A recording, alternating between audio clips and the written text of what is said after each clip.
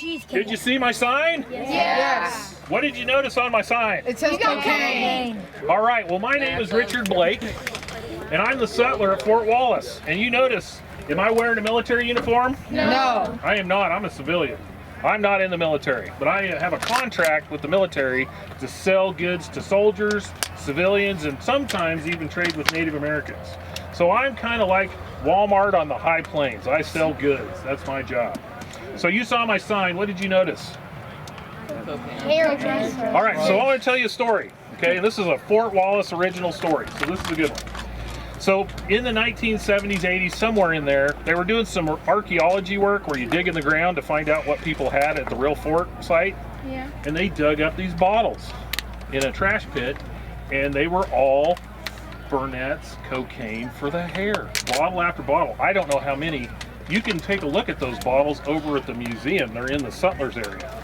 But they found bottle after bottle of Burnett's cocaine for the hair. And a lot of times in the Civil War, and I would think this would happen after, people here at the fort or other military, they were concerned about how they looked.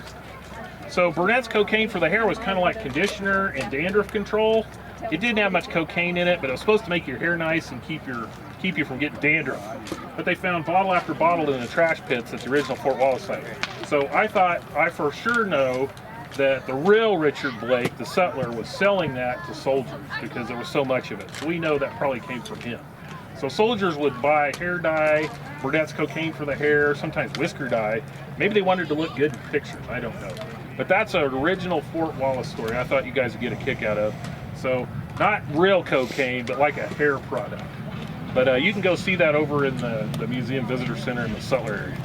So I have some other weird bottles here. Do you have a mustard bottle like this at your house? Yes. You may, this shape, they still sell mustard in plastic bottles sometimes that are kind of shaped like this. Well, it's a mustard barrel. And this is called a cathedral jar because it has Gothic arches like a cathedral, like, you know, the big cathedrals in France. And then this is pepper sauce. It's hot sauce. This is hot sauce. Looks good. But I have here, this is something that you probably don't have at your house. This is a bottle of Chow Chow. What's And, well, they still use it. They may, because people in the South still use Chow Chow. It's kind of like a cross between a salsa and some other kind of sauce. It's kind of in that family. It's good, but people in the South still use it. But I have a lot of interesting food products. And the reason that I have all these things is this is the soldier's field ration. You get issued some hardtack, which is a hard cracker. It's been baked in the oven for 48 hours. It's so dry that it hurts your teeth when you eat it. The other thing is they get issued salt pork, which is a piece of fatty pork that's been pickled in a salt brine. And then they give soldiers green coffee beans. They're not roasted, so you'd have to take your camp skillet, your little skillet they issue you, and roast the beans, but they didn't give you a coffee grinder. So you'd have to use your rifle butt or a bayonet to crush up the coffee beans to make coffee, okay?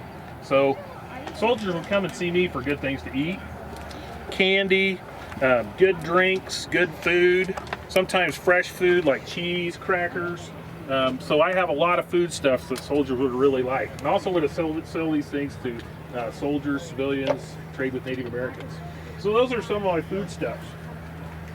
You see also that I have tinware for sale, buckets, lanterns, candles. I have any kind of good that you might need. I have paper to write letters. I have sewing things. I have items like polish and brushes so soldiers can take care of their uniforms and their weapons. The Army didn't give you those things. You had to pay for polish, brushes, chemicals to take care of your brass, keep it shiny. The military made soldiers pay. So do you know how much this enlisted man made? Like a couple cents per hour? Something roughly like that, about $13 a month, depending on the time period. So if you were here at Fort Wallace and you had $13 a month, you'd come see me. And by the time you bought your supplies to polish your guns, keep your uniforms up, you might have $5 or $6 into me, something like that, okay? But if you wanted to buy more things, I would have a credit system, okay? But you see my sign here? What's my sign say? No trust, okay? Trust is what they used to call credit. So I tell soldiers, here's what I'll do. I'm not gonna take your word for payment. If you don't have cash in your hand, here's what I'll do. You can fill this out, have the company commander sign it, or the officer for your unit, and that means that when it's payday, I sit right by the paymaster, and when your name's called, and they pay you your $13 and you owe me $6, I take $6 out of your $13 of pay, right there. So I never get shorted on my money, okay? Now, I'm Richard Blake, I'm a good settler. I take good care of my soldiers and I try not to gouge them. But I can do this for soldiers. But what happens if you spend $13 at the settler? How much pay do you get that month? 0. Zero. You're broke. And you might owe me money for the next month, okay? So that's some of the things that you'd run into. So I have some weird tools here that you guys might see. You know what this is? It opens corks. That's a corkscrew. Do you know what this is? A cork opener? A bottle opener. It's a can opener. And I sell a lot of canned goods, but here's a weird story. In France in the 1830s, they invented the tin can, but they didn't have a can opener until late 1860s, 1870s, if you can believe this. That is the craziest thing. It took like 40 years to get a can opener. The reason was the tin was too thick and they couldn't punch holes in it with a regular. Usually you had to use something really heavy to open cans. So, those are a few of my special tools. All right, well, you guys probably have a few questions. What do you guys have for questions? Didn't hardtacks have like bugs in it during the Yes. Civil War? So, like during the Civil War, and actually it's kind of a sad story. They made so much hardtack during the Civil War, there was a bunch left over, and that came out west with the Indian War soldiers. So some of that leftover hardtack from the Civil War ended up out here on the frontier, and they were eating it. And the problem is, it's flour, and bugs, weevils, and things like that like to bore into it and live in it, and they could eat it and kind of have a nice home. So you'd soften it up by throwing it in a cup of coffee, and when you'd boil it in coffee, the bugs would come up to the surface and you could skim them off with your spoon. So that's why they want to come see me. I'll sell them some tasty things to eat, to drink. So I do sell some things that you guys don't need to ever get a hold of, okay? I can sell alcohol to officers, but no, not to enlisted men. The other thing is, if you come over here to this side of my store, I have tobacco for sale. And I don't want you guys to smoke, drink, chew, or use drugs, right? So first thing I have is chewing tobacco. It's my cheapest tobacco. But I have these big plugs of tobacco, and you can use this guillotine cutter and cut you off a chunk of tobacco that you can tear off and chew.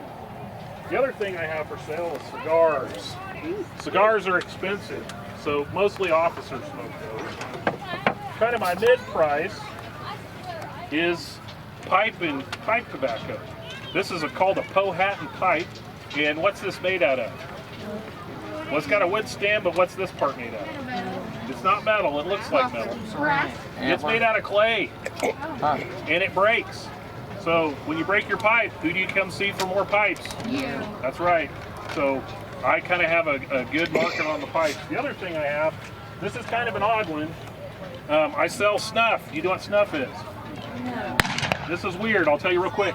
You grind up a tobacco leaf real fine like powder, you snort it up your nose, and they call it snuff. Well, thank you guys so much for coming out. Thank you. And I tell every group this, if you get interested and want to do this, anybody can do it. It just takes time and a little money. Have a great day, guys. Thanks for coming out.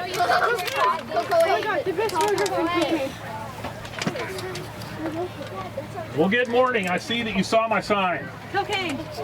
Oh, good. So let me tell you a weird story. It's a Fort Wallace original story. So you saw my sign, and I advertised Burnett's Cocaine for the Hair for sale. So I'm Richard Blake, and I'm the settler. And I'm the store here at Fort Wallace. Well, if you go into the visitor center, the museum over there, they will